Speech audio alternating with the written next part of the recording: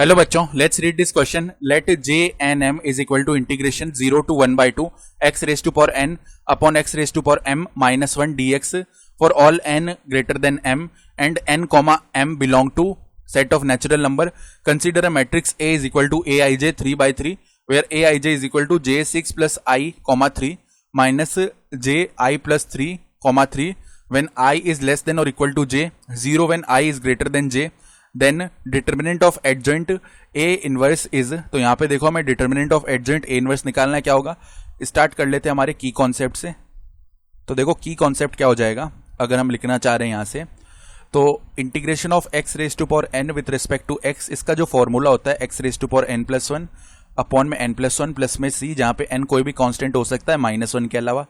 और determinant of adjoint ए, इसका जो वैल्यू होता है वो क्या होता है determinant of A raise to power N minus one, जहां पे एन जो है वो ऑर्डर होता है. ठीक है, तो अगर हम यहां से देखो निकालना चाहें किसकी वैल्यू, पहले तो लिख लेते हैं जे 6 प्लस आई कॉमा 3. इसकी वैल्यू अगर लिखें तो ये क्या हो जाएगा इंटीग्रेशन 1/2 से लेकर कहां तक, सॉरी 0 से लेकर 1/2 तक और x raise to power n. तो n जो है वो पहले आ रहा है वो लिखना है, यानी x raise to power 6 plus आई होगा अपॉन में x raise to power m यानी x क्यूब माइनस 1 dx, ये हो जाएगा. अब इसी तरह अगर लिख रहे हैं जे आई प्लस 3 कॉमा 3, इसका जो वैल्यू है इंटीग्रेशन 0 से 1/2 x raise to power I plus 3 upon में x क्यूब माइनस 1 dx. अब अगर हम इनको सब्ट्रैक्ट कर दे रहे हैं तो जे 6 प्लस आई कॉमा 3 माइनस जे आई प्लस 3 कॉमा 3, इसका वैल्यू देखो क्या आएगा हमारे पास इंटीग्रेशन 0 से 1/2 x raise to power 6 plus I upon में x cube minus 1 dx minus में इंटीग्रेशन 0 से 1/2 x raise to power I plus 3 upon में x क्यूब माइनस 1 dx. अब क्योंकि दोनों इंटीग्रेशन पे सेम लिमिट्स है और डिनोमिनेटर सेम है तो हम क्या कर सकते हैं, दोनों को एक साथ लिख सकते हैं, केवल न्यूमरेटर्स आपस में सब्ट्रैक्ट हो जाएंगे. यानी ये बन जाएगा जे 6 प्लस आई कॉमा 3 माइनस जे आई प्लस 3 कॉमा 3 कॉमा यहाँ पे 3 है. ठीक है, इसका जो वैल्यू है वो किसके इक्वल आएगा इंटीग्रेशन 0 से 1/2 और यहाँ पे x raise to power 6 plus I minus में x raise to power I plus 3 upon में क्या बन जाएगा x क्यूब माइनस का 1. ठीक है, और ये कंप्लीट आ जाएगा dx. फर्दर देखो यहाँ पे इंटीग्रेशन 0 से 1/2. ठीक बात है. तो अब हम क्या कर सकते हैं, इधर से यहाँ से अगर हमने कॉमन निकालना चाहा किस टर्म को, x raise to power I plus 3, अगर इसको हम कॉमन निकाल लेते हैं ना तो x raise to power 6 plus I upon में x raise to power I plus 3 ये बनेगा जो कि x क्यूब आ जाएगा. ठीक है, माइनस में 1 बच जाएगा अपॉन में x क्यूब माइनस 1 और dx. तो x क्यूब माइनस 1 तो आपस में डिवाइड हो गया, ये बच गया integration x raise to power I plus 3 dx और लिमिट है 0 से 1/2. तो यहाँ पे फॉर्मूला लग जाएगा इंटीग्रेशन का x raise to power I plus 3 plus में 1 यानी आई प्लस 4 अपॉन में आई प्लस 4 और लिमिट है 0 से 1/2. यहां से देखो इसका जो वैल्यू है क्या बन जाएगा upper limit minus lower limit यानी 1/2 की पावर आई प्लस 4 और अपॉन में आ जाएगा आई प्लस 4, ये बन रहा है. माइनस में 0 ही रहेगा तो यही टर्म बना. ठीक है, अब अगर हमें डिटर्मिनेंट ऑफ ए निकालना है तो पहले तो ए मैट्रिक्स अगर हम लिखना चाहें तो देखो जो फर्स्ट टर्म है वो a11 रहेगा, सेकंड टर्म है वो क्या आएगा a12, थर्ड टर्म a13. लेकिन जैसे हम a21 लिखेंगे तो i का वैल्यू ग्रेटर देन j हो जाएगा तो ये 0 हो जाएगा.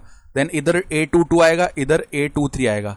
जैसे ही a31 लिखेंगे ये 0 हो जाएगा, a32 भी 0 हो जाएगा और इधर a33 आएगा. ठीक है, तो अब डिटर्मिनेंट ऑफ a जब हम निकालेंगे फर्स्ट रो के अबाउट इसको एक्सपेंड किया तो a11 मल्टीप्लाई में a22 a33 माइनस में 0 आएगा और आगे वाले सभी टर्म्स 0 ही बन जाएगा. कैसे देखो माइनस a12 आया, फिर इसके मल्टीप्लाई में भी क्या बनेगा हमारे पास 0 माइनस 0 बनेगा, देन प्लस में a13 आएगा, इसके मल्टीप्लाई में भी 0 माइनस 0 बनेगा. तो इवेंचुअली ये वैल्यू a11 a22 a33 बन रही है. ठीक है, तो हम क्या करते हैं अगर डिटर्मिनेंट ऑफ a लिखना चाहते हैं तो इसका वैल्यू क्या आएगा a11 a22 a33.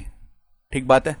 तो देखो ये वैल्यू अगर हम लिखना चाह रहे हैं तो a11 के लिए यहाँ पे i इज इक्वल टू 1 रख दिया यानी 1/2 रेज टू पावर 5 अपॉन में 1 प्लस 4 यानी कि 5 मल्टीप्लाई में 1/2 और a22 के लिए यहाँ पे 2 रख दिया तो 6 अपॉन में 6 आ जाएगा, मल्टीप्लाई में 1/2 7 और अपॉन में भी यहाँ पे 7 आ गया. ठीक है, तो यहाँ से देखो ये वैल्यू कितनी बन जाएगी 1 अपॉन में 2 रेज टू पावर 5 मल्टीप्लाई में 5 यानी 5 मल्टीप्लाई में 2 रेज टू पावर 5 मल्टीप्लाई में 1 अपॉन में 6 मल्टीप्लाई में 2 रेज टू पावर 6 मल्टीप्लाई में 1 अपॉन में 7 मल्टीप्लाई में 2 रेज टू पावर 7, तो ये कितना हो गया 1 अपॉन में 2 की पावर्स देखें तो 11 प्लस में 7 यानी 2 रेज टू पावर 18 और यहाँ पे मल्टीप्लाई में कितना होगा 210। ठीक है, तो अब हम क्या करते हैं, यहाँ पे अगर हमने ऊपर मल्टीप्लाई कर लिया 2 से, नीचे भी 2 से एक्स्ट्रा मल्टीप्लाई कर लिया तो 2 रेज टू पावर 19 और अपॉन में 210 है, तो ये 1 अपॉन में 105 क्योंकि 2 डिवाइड कर देगा 210 को 105 टाइम्स मल्टीप्लाई में 2 रेज टू पावर 19 है।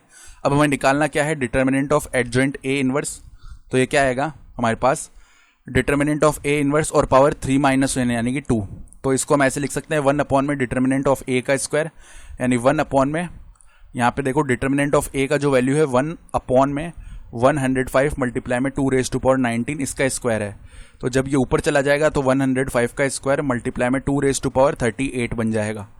तो अगर हम ऑप्शंस देखना चाहें तो ऑप्शन जो सी है वो हमारा इस क्वेश्चन के लिए सही आंसर है। I hope you understood this explanation, best of luck.